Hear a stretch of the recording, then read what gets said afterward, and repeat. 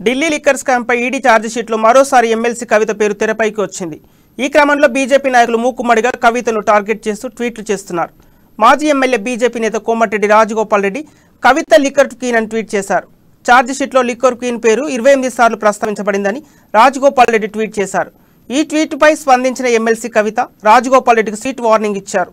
రాజగోపాల్ అన్న తొందరపడకు, మాట జారకు, 28 సార్లు నా పేరు చెప్పించినా 28,000 సార్లు చెప్పించినా అబద్ధం నిజం కాదని రాజగోపాల్ రెడ్డికి ఎమ్మెల్సీ కవిత కౌంటర్ ఇచ్చారు. ఈ ట్వీట్పై స్పందించిన రాజగోపాల్ రెడ్డి మరో ట్వీట్ చేశాడు.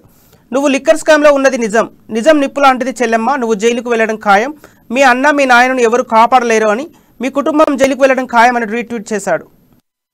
ఎమ్మెల్సీ కవితకు సంబంధించి వివాదం మళ్లీ మొదలైంది. తనకు సంబంధించినటువంటి ఈడీ విచారణ అయిపోయిన అనంతరం కూడా ఈడీ అధికారులు మరికొంత కసరత్తుగా ముందుకు తీసుకెళ్లిన పరిస్థితులు అయితే కనబడుతున్నాయి. ఢిల్లీ లిక్కర్ స్కామ్ కి సంబంధించినటువంటి వివాదంలో కొన్ని కొత్త విషయాలు వెలుగులోకి వస్తున్న పరిస్థితులు అయితే కనబడతా ఉన్నాయి. ఛార్జ్షీట్ లో మరొకసారి ఎమ్మెల్సీ కవిత పేరు రావడం కొంత సంచలనంగా మారిన పరిస్థితులు అయితే ప్రధానంగా కనబడుతున్నాయి. ఇక ఈ రోజు సాయంత్రము సీఎం కేసీఆర్ తో కూడా ఎమ్మెల్సీ కవిత భేటీ కాబోతున్న పరిస్థితులు అయితే ప్రధానంగా కనబడుతున్నాయి. ఒకవైపు చూస్తే ఎమ్మెల్సీ కవితకు సంబంధించినటువంటి ఢిల్లీ లిక్కర్ స్కామ్ కి సంబంధించినటువంటి ఇష్యూ రెక్టిఫై అవుతున్న నేపథ్యంలోనే ఒక నివేదికతో ఈడీ అధికారులు మరొక నోటీసులు అయితే జారీ చేయడం జరిగింది. రెండోసారి విచారణకు హాజరు కావాలంటూ కూడా ఎమ్మెల్సీ కవితకు పేర్కొన్న నేపథ్యంలో కవిత ఇంతవరకు దానికి రిప్లై ఇవ్వకపోవడం, దాని తర్వాత మరొకసారి ఛార్జ్షీట్ లో ఎమ్మెల్సీ కవితకు సంబంధించిన పేరు రావడం, ఇక ఢిల్లీ లిక్కర్ స్కామ్ కి సంబంధించి 100 కోట్ల ఒప్పందంతో పాటుగా ఢిల్లీ లిక్కర్ స్కామ్ లో ప్రధానంగా ఉన్నటువంటి ఇష్యూస్ రెక్టిఫై చేస్తే దాంతో పాటుగా కొన్ని సందర్భాలలో ఎమ్మెల్సీ కవిత నివాసానికి ఢిల్లీ లిక్కర్ స్కామ్ కి సంబంధించినటువంటి ఒప్పందాలు కావచ్చు, అంతే కాకుండా దానికి సంబంధించినటువంటి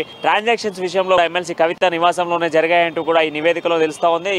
అయితే ఈ ఛార్జ్షీట్ కి సంబంధించి ఎవరైతే బోయిన్పల్లికి సంబంధించి కావచ్చు, వినోద్ కుమార్ కావచ్చు, అదేవిధంగా ఎవరైతే ఉన్న రామచంద్ర పిండే, ఇలా ఉన్నటువంటి వీళ్ళందరినీ కూడా నివేదిక ద్వారా అంటే ఇది అధికారులు ప్రశ్నిస్తున్న నేపథ్యంలో ఒక పూర్తి స్థాయి క్లారిటీగా ఒక నివేదికనైతే రెడీ చేయడం జరిగింది, ఒక ఛార్జ్ షీట్ అయితే రెడీ చేయడం జరిగింది. అయితే ఈ షీట్ లో ప్రధానంగా ఎమ్మెల్సీ కవిత పేరు మరొకసారి తెరపైకి రావడం, దాంతో పాటుగా తన దగ్గర ఉన్నటువంటి ఒక యాపిల్ ఫోన్ ని డిస్మాండిల్ చేయడం, ఇవన్నీ కూడా కొంత ప్రశ్నాత్మకంగా మారిన పరిస్థితులు అయితే